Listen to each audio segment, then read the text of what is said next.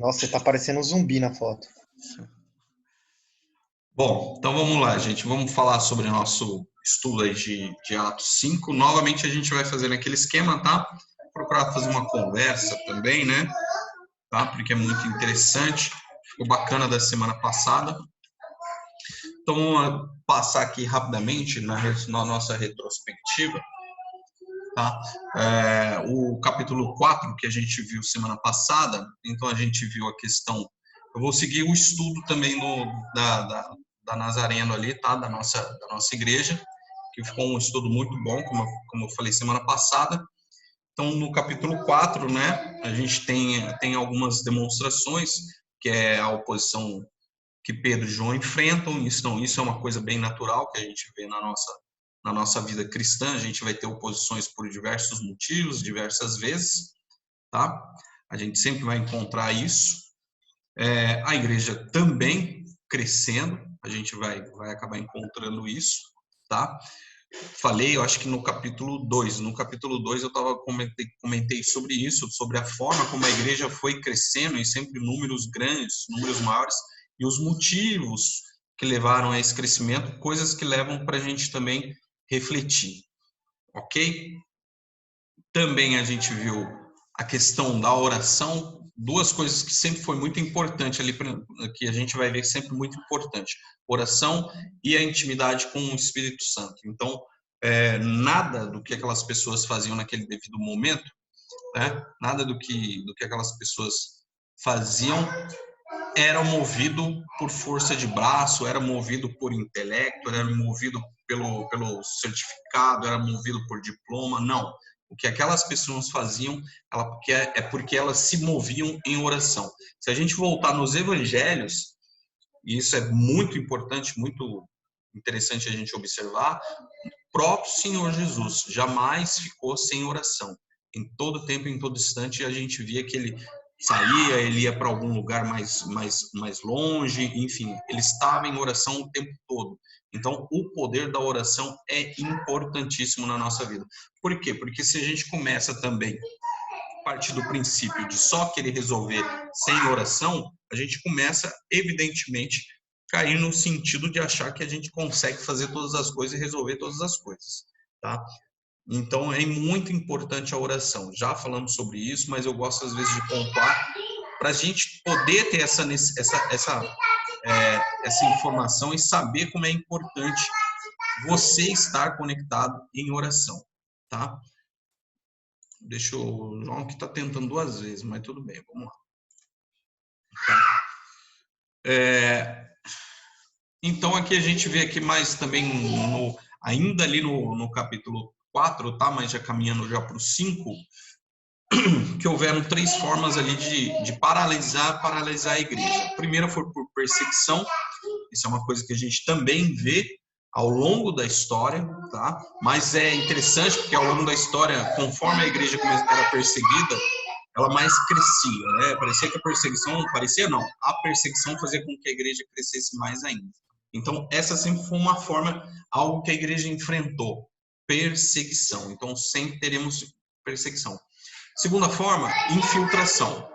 Então, o que é essa infiltração? Pessoas que, lógico, né, queriam destruir, atacar a igreja, e muitas movidas até pelo inimigo, pelo Satanás, e essas pessoas eram infiltradas. Era o que a gente às vezes chama, né? Você já ouviu com certeza essa palavra, as raposinhas. Elas eram infiltradas e ali elas começavam a ramificar algumas coisas que não é da palavra de Deus. Veio aqui agora uma boa lembrança, né? Balaão, lembra da história de Balaão? O rei chega e fala e oferece riquezas para Balaão para que ele amaldiçoe o povo de Deus. Só que naquele momento o povo de Deus estava tão assim centralizado com Deus que todas as tentativas que ele foi fazer de amaldiçoar, levantar a sua voz com as palavras e amaldiçoar o povo de Deus, o que acontecia? Deus ia lá e fazia com que ele, muito pelo contrário, com que ele engrandecesse aquele povo e com que ele abençoasse aquele povo. E como é que Balaão conseguiu convencer e vencer o povo de Deus? O que ele fez? Ele deu uma boa ideia ali para o rei. tá? Que foi o quê? Ele falou, olha, infiltra a idolatria naquele povo. E o rei fez assim, entrou prostitutas, entrou, enfim, idólatras de outras crenças no meio do povo, que infelizmente o povo hebreu acabou captando e recepcionando para si, e por conta disso o povo teve ali um grande e sério problema, o povo hebreu. Então a igreja, ela sofre por isso, ela sofreu no livro de Atos sobre isso, no início dela, e eu digo que a gente ainda sofre com isso, ainda existe, a gente precisa tomar cuidado, porque ainda existe isso, a infiltração, pessoas que são, eu não sei, talvez se você creia, talvez você não creia, mas existem pessoas que já trabalharam no mundo satanista que declaram que próprios satanistas entram no mundo da igreja, fingem ali ser um cristão, ser um crente, apenas para quê?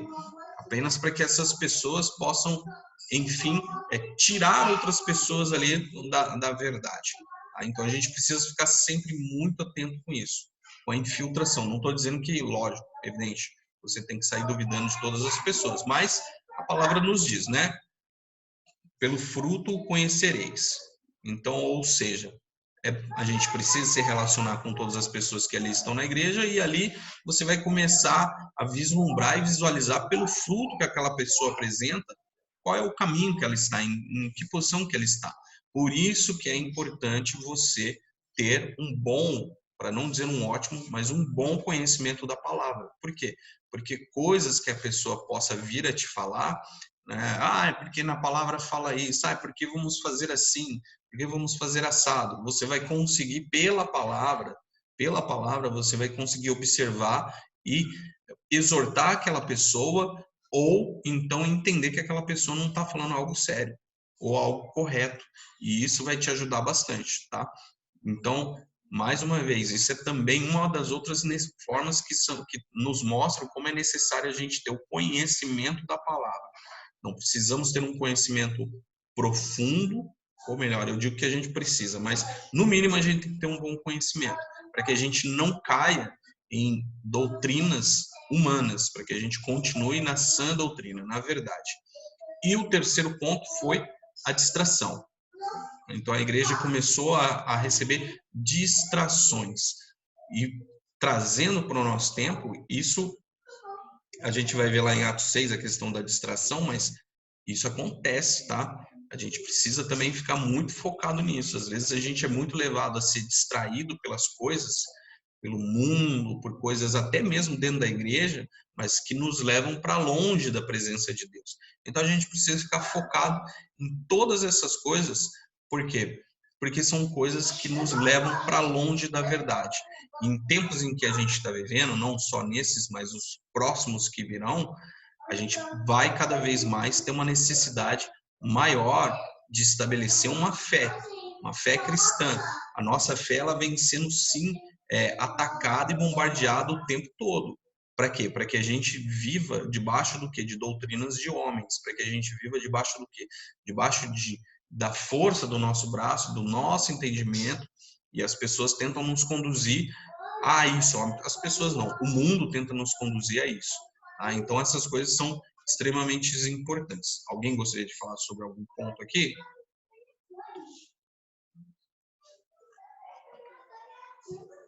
Tá, então aqui ainda no capítulo de 4 continuou, mas eu já vou entrar no 5, porque a gente falou sobre o 4, né?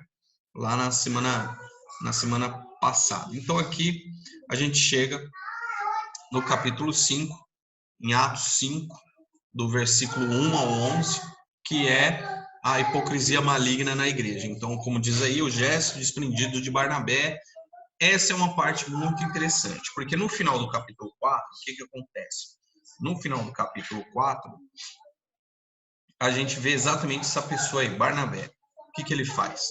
Ele vende lá um terreno que ele tinha e dá para a igreja. Naquela época, dava-se para os apóstolos. Né? E os apóstolos ali, então, dividiam para as necessidades da igreja. Ele foi e fez, mas ele foi de um coração totalmente desprendido. Ele não teve ele não teve a vontade de fazer, ele não fez isso porque ele queria se aparecer, vamos dizer assim.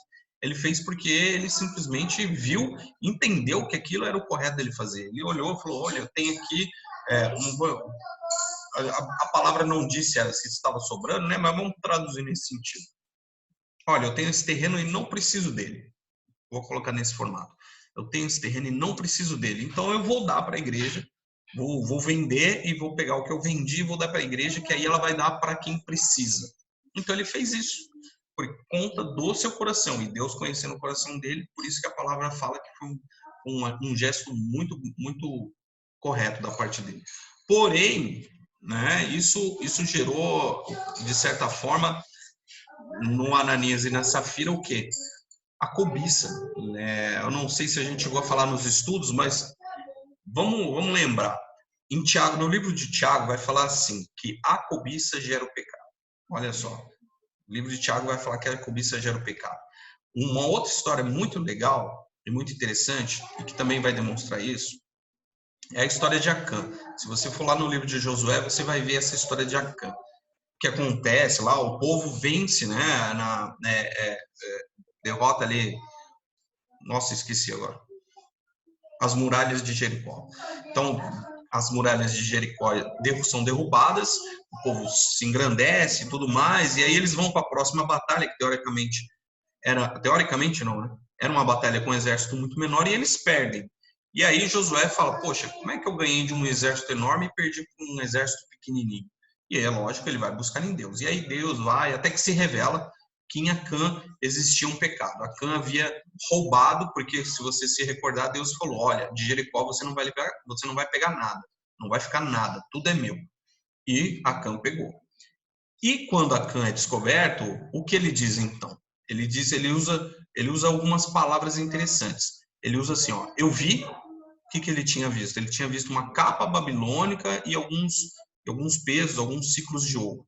Então ele viu, e a segunda palavra que ele utiliza, ele vai utilizar a palavra cobicei. Algumas outras traduções podem usar outros termos, mas na mais clássica, vamos assim dizer, a palavra que vai estar lá é cobicei.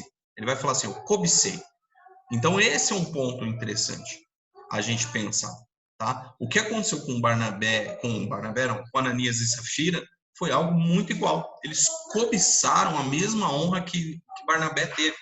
Por quê? Porque eles viram que quando Barnabé entregou tudo, né, o povo olhou e falou, nossa, olha que homem desprendido, e etc e tal, e provavelmente pode ter sido que alguns tenham batido palma, podem ser que alguns tenham olhado e agradecido, poxa, muito obrigado pelo que você fez, e eles quiseram simplesmente fazer um ato igual para receber a mesma honra, porém, eles não tinham a intenção realmente de fazer aquilo, eles não queriam de fato entregar tudo, por isso que quando eles vendem o terreno deles, quando eles vendem aquela porção de terra que eles tinham, eles retêm uma parte, porque eles não quiseram entregar tudo. Por conta do quê? Por conta de que eles eram apenas gananciosos no sentido financeiro? Não somente isso. Eles também queriam receber a mesma honra que Barnabé, na mesma medida, tá? Então, olha o perigo, às vezes, da cobiça. Acho que a gente outras vezes, já falou sobre isso, a questão de que nós devemos sempre observar o nosso coração. Como eu falei agora há pouco da questão de ajudar os necessitados, a gente não pode querer ajudar porque, o meu irmão aqui, meu vizinho está fazendo, então eu também vou fazer, porque eu não quero estar por baixo dele. De forma nenhuma, não faça isso. Não faça isso, tá? Isso é terrível contra o Senhor. Se você tiver condição de ajudar, vou usar aqui um exemplo, com uma cesta básica, 2, 3, 4, 5, 10 cestas básicas, sei lá quantas, se você tem essa condição e no seu coração, desprendidamente, você tem essa vontade de fazer, faça. Mas se você tiver no seu coração apenas a disposição para poder um dia chegar ali na igreja, o pastor fazer assim, nossa, parabéns para você, porque você me ajudou, você foi demais. Olha, quem faz isso, certamente está aborrecendo ao Senhor, tá? Olha que coisa interessante, né? Você faz uma ação, uma boa ação, porque isso é uma boa ação, mas Deus olha e fala assim, não, mas eu não gostei, porque o seu coração não está voltado para fazer a coisa boa. Você queria ganhar só honra, você queria ganhar glória, e a glória é minha. Lembra disso, tá? Então, isso é o que a gente precisa sempre estar ciente. No nosso coração, A gente tem que fazer as coisas boas, não apenas porque elas devem ser feitas, mas porque sim, a gente consegue compreender que isso de fato é uma coisa que nós devemos fazer e por isso da necessidade também da gente estar cada vez mais próximo do Senhor, porque quanto mais próximo a gente fica do Senhor, mais a gente observa o nosso espírito, e o nosso espírito sempre vai estar ligado com o Espírito Santo. Por isso a gente vai ter sempre esse coração mais grato, esse coração mais alegre em dar, porque como a palavra diz, né, melhor é dar do que receber. Tá bom? Então eu queria frisar esse ponto bem importante. Antes de continuar, eu gostaria de saber se alguém gostaria de falar alguma coisa.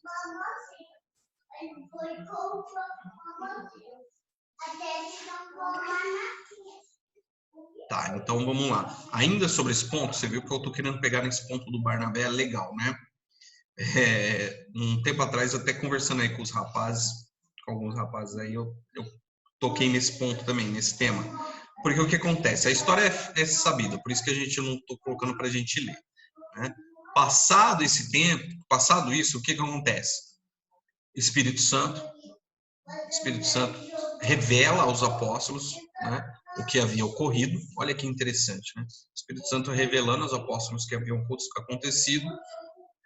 E aí os apóstolos chamam lá o Ananias e vou parafrasear, né? Então ele chamou o Ananias e fala: e aí, Ananias, tudo bem? Ah, tudo bem. Então, deixa eu te perguntar uma coisa. Você vendeu o terreno por aquele preço, né? Ah, foi, você deu tudo, né? Foi, deu tudo. Aí o Pedro vai e fala: então, ô Ananias, você pecou contra o Espírito Santo. Você mentiu. E porque você mentiu, agora aqueles homens aí que estão ali na porta, esses homens estão aí para te levar, porque daqui você não passa. E aí ele cai e morre. Essa história é bem, né, conhecida e bem forte se a gente for observar, né? Porque olha só, uma pessoa com um simples ato de pecado, apenas uma mentira, morreu no ato. E logo depois passa um pouco tempo, chega a Safira e eles repetem a pergunta: pô, Safira, você e Ananias venderam por aquele valor? Né? Não, vendemos, ok, certo. E foi aquilo mesmo? Não foi. Aí ele olha e fala: então, olha ali, ó, aqueles homens que estão ali levaram seu marido, agora vai levar você também. E ela também acaba falecendo, acaba morrendo, tá? Sobre isso daí, aqui o que o estudo nos apresenta, né? Aqui no ponto 3, ele diz assim, ó, a hipocrisia condenada, né? Aqui ele coloca assim, ó, o pecado, embora oculto, produz derrota e gera morte. Deus extirpou a hipocrisia da igreja e tratou de forma radical com Ananias para preservar a igreja. E no ponto 4, ele diz que o casal havia feito um pacto, concordo com isso, tá? E fecha ali o ponto 5 falando que eles amaram o dinheiro e o prestígio pessoal e perderam todos os seus bens e a própria vida. E aí pede para ver a advertência ali de 2 Timóteo 2,19. Se alguém puder ali procurar abrir e ler para a gente, eu agradeço, tá?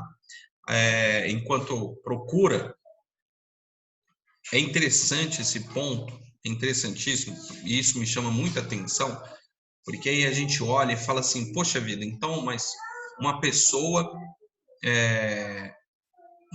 um casal ali, simplesmente por um único pecado morreu, mas hoje tem tanto crente aí pecando no mundo, fazendo, né? Mentira é o que praticamente crente não deixa de fazer. Mentira é o que crente não deixa de fazer. Infelizmente, até com estava conversando com o Marcelo essa semana, isso é uma verdade que a gente sabe.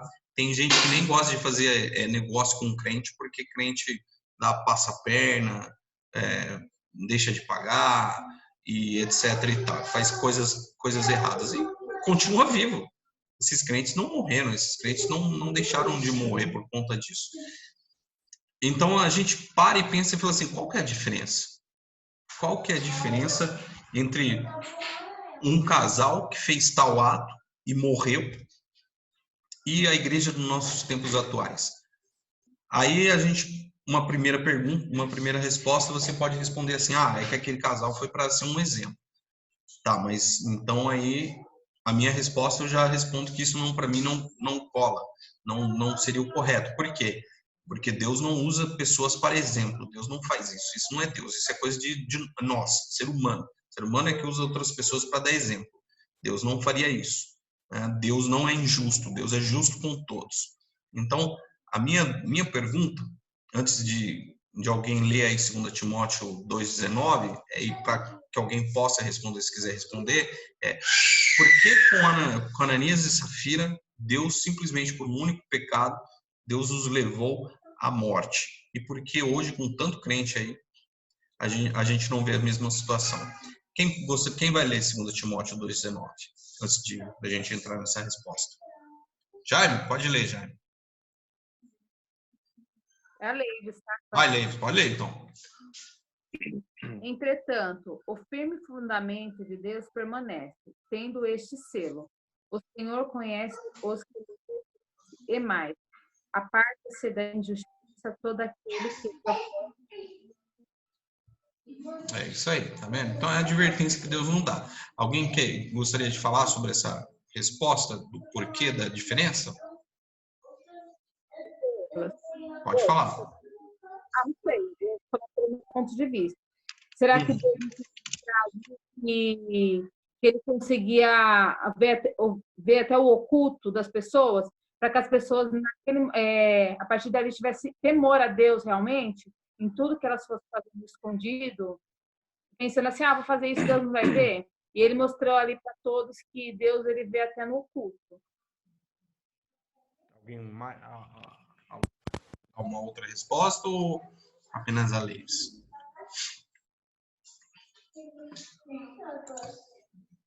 Tá, então vamos lá. Eu vou dar minha resposta. Claro, Leives, tá? Realmente Deus enxerga no oculto, né? Isso a gente sabe com certeza. Então também a gente pode somar essa sua resposta a isso, tá? Mas ainda assim a gente pode completar ela e um pouquinho mais além. Se a gente observar, e aí isso traz novamente para os nossos dias de hoje, a igreja, eu vou usar essa expressão, tá? A igreja ela estava no seu início, então ela era uma igreja, basicamente uma igreja muito pura. Pura em que sentido? Vivia as bases da fé. Então era uma igreja que realmente, de fato, vivia debaixo da autoridade de Deus. Ou seja, procurava com zelo fazer as coisas de Deus. Então, por conta disso, por consequência disso, e foi até o que eu coloquei quando eu fui conversando com os meninos, na minha posição, eu usei a seguinte expressão, eu falei assim, o sarrafo da igreja era maior, o sarrafo daqueles crentes era muito maior. Eu não acho que eu estaria errado se eu dissesse que hoje, se a gente fosse meio que túnel do tempo, e se achegasse ali naquele período da igreja primitiva, a gente ia olhar e falar, não sou crente nada, eu sou qualquer coisa, menos isso. Tá? Porque eram as pessoas o quê? Que viviam debaixo exatamente da fé. A gente vê, claro, você já deve ter ouvido histórias muito semelhantes, mas hoje, querendo ou não, é difícil você encontrar uma pessoa que venda uma porção de terra, por menor que seja, entregue tudo, aquilo, use todo aquele recurso para quê? Para satisfazer necessidades de outras pessoas, tá? Usando novamente ali a informativo que eu dei, dentro da necessidade que a igreja passa atualmente de cestas básicas, uma das outras informações é que não houve ainda muitas pessoas que ajudaram, tá? Ainda a igreja teve bastante ajuda, mas dentro da esfera, vamos trabalhar assim, dentro de uma esfera da totalidade da igreja, muito pouco das pessoas deram uma cesta básica. Tá? Novamente, a dificuldade está para diversas pessoas. Tem muita gente que realmente não está com condição de ajudar com uma cesta básica que seja, e ok, sem problema nenhum. Mas existem sim outras pessoas que às vezes poderiam, não consigo ajudar uma cesta básica, mas eu consigo ajudar com meia, consigo ajudar com outras formas. E nem isso está acontecendo. Então, ou seja, o sarrafo hoje da igreja, o que eu diria é que está bem baixo. O nosso sarrafo está bem baixo. A gente poderia dizer, e eu digo também sem medo de errar, que hoje o que acontece é você não vê uma igreja que ora. Você não vê. Você vê crente orar em refeição quando está junto com outras pessoas. Você vê crente orar quando está dentro da igreja. Mas dificilmente crente está orando em casa. E quando eu digo não é orar uma vez por mês, é orar continuamente. realmente ele está, ele ser uma pessoa que realmente está debaixo de oração.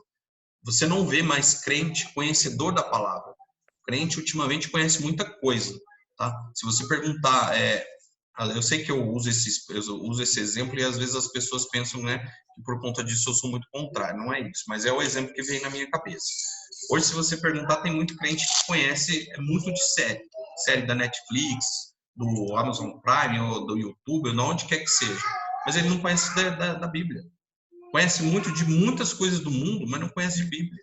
Se você for conversar com muito crente sobre Bíblia, ele vai falar, não sei, não tenho dúvidas, não. Ou seja, o sarrafo hoje dos cristãos, unidade. A gente vê como a igreja hoje, ela não tem unidade.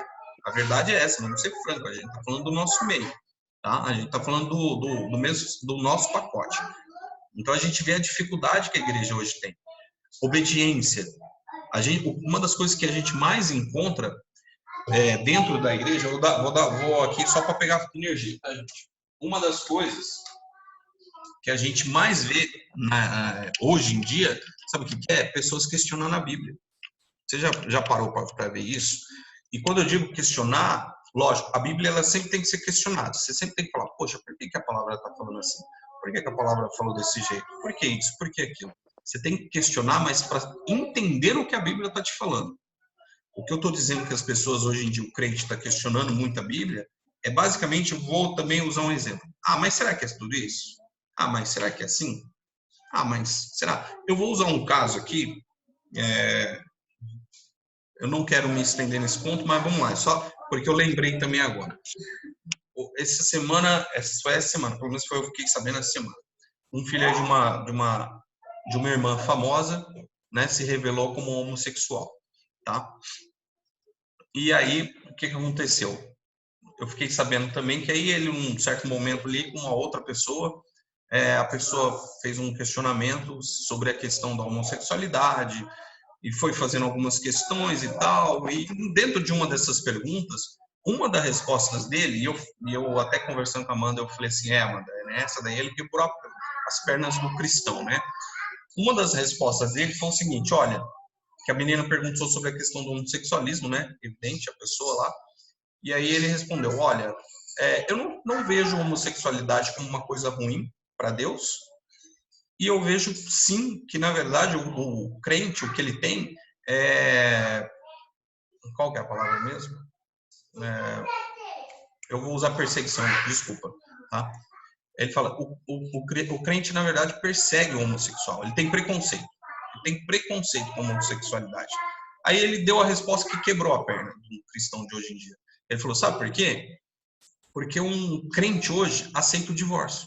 E a palavra de Deus fala o quê sobre o divórcio? Que Deus abomina o divórcio. Eu falei, bom, eu tenho só mais 10 minutos para a gente conversar, tá? Mas tudo bem. Ele quebrou ali. Para mim, Douglas, ele quebrou qualquer chance de dar alguma resposta ali em cima daquilo. E o que ele falou é uma verdade. A gente sabe, claro, né? A questão de divórcio, ela tem que ser muito... Cada caso é um caso em si. Você não pode simplesmente chegar e falar, olha, não, é errado, Deus... Enfim, tem mulher que infelizmente apanha de marido. Existem casos, mas, assim, o número de crente que se divorcia é enorme, é absurdo. Claro, um crente se divorcia, você não vai olhar e vai falar assim, então eu te abomino, eu não quero saber de você. Não, a gente não deve agir assim. Mas eu estou falando assim, o casal, homem e mulher, ele começou a gerar problema, ele já pensa, eu vou me divorciar. E ele não tem problema com isso. Agora, se ele olhar e falar assim, eu tenho um homossexual que trabalha comigo, ele fala, aquele lá vai para o inferno. Então, vocês conseguem entender o que eu estou querendo dizer? O sarrafo da igreja está muito baixo. A gente não está olhando para a palavra de Deus com temor e para obediência. A gente não está, basicamente, vivendo o que a palavra nos diz, nega a si mesmo. A gente não está dizendo, até o que o João leu muito bem ali no último estudo do Atos 4, né, que foi o livro de Mateus, João, acho que é isso, eu sempre esqueço. Que é quando Jesus vem e fala, olha, quando você for construir, você mede. Que ele estava utilizando ali, fazendo uma ligação do sentido de, olha, se você quiser virar um cristão, se você quiser vir até a mim, seguir o caminho, a verdade e a vida, você faz o seguinte, procura descobrir o que eu vou pedir para você. Procura descobrir o que eu vou pedir para você como obediência, para você ser, eu vou usar essa palavra, para você ser obrigado a fazer. Então aí você decide se você quer ou se você não quer viver essa vida. Isso o cristão não está fazendo. Hoje em dia, o que o cristão está fazendo, sabe o que o cristão está fazendo? Eu tenho medo do inferno, eu quero ir para um lugar bom. Qual é o caminho? Aí ele entende que o único caminho é Jesus. Ok, ele entendeu isso. Até aí, legal, bacana. Aí ele fala, ok, vou para Jesus, só que eu vou do meu jeito. E não quero mudança. Então, assim, aí ele olha, isso é uma coisa que a gente sempre falou, né? Aí ele pega, olha e fala assim, ah, legal. Então, eu não gosto, eu não sou muito fã de bebida. Ah, bebida é errado, então não vou beber. Ah, eu nunca fumei, então fumar é errado, então não vou fumar. Ah, eu sou isso, então a palavra também fala que é contra, legal. Aí quando chega num ponto que fala assim, vamos tentar traduzir melhor, vai. A igreja, o livro de Coríntios, em Coríntios, Paulo vai falar assim, olha, marido, amai vossas esposas como Cristo amou a igreja. Aí o homem chega e fala assim, ah, não, é difícil, hein? Ah, e é complicado, hein? Aquela mulher lá é complicada. Então, não, mas eu vou bater de frente mesmo, vou continuar e etc e tal. Aí a palavra vem e fala assim, ó, marida, desculpa. Mulheres, respeitai vossos maridos. Aí a mulher fala, mas, pô, não, agora é outro tempo, agora é outra vida. Agora não posso ser submissa ao meu marido. Meu marido não deve ser o cabeça do lar. Cabeça sou eu posso também dividir essa posição com ele. Então, eu estou dando apenas algumas poucas posições, mas a gente poderia dar várias, tá? Então, o que acontece é isso, é o sarrafo da igreja que está muito baixo. Então, se Deus fosse agir, isso é uma posição minha, mas não presumo que eu esteja errado. Se Deus fosse hoje fazer o que ele fez com Ananias e Safira, posso te falar, Covid ia perder de goleada. Coitado do Covid. O jornal ia parar de falar de Covid e ia falar só dos crentes que morreram. Porque Deus ia matar muita gente. Então, para que a gente possa encontrar isso no reino de Deus, para que a gente possa ver Deus agindo nessa esfera, ou seja, a esfera onde o pecado vai de fato ali ter, através do Espírito Santo, um trabalhar de gerar um temor tão forte, depende de mim, depende de você, depende de nós também aumentar esse sarrafo.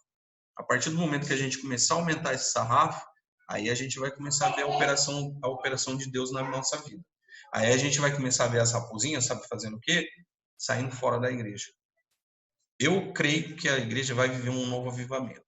Eu creio sobre isso. Um novo avivamento. Mas não creio que vai ser num período de bonança, tá? Mas não é o tema aqui em destaque. Mas eu creio sim, que a igreja ainda vai ter um período de grande avivamento em cima da palavra de Deus. E é o que eu espero, é o que a gente deseja, tá? Vocês viram que eu não puxei até o final do capítulo, porque eu achava que esse ponto aí de Ananias e Safira era muito importante, que eu gostaria de saber aí se alguém gostaria de falar alguma coisa, se alguém gostaria de ponderar alguma coisa.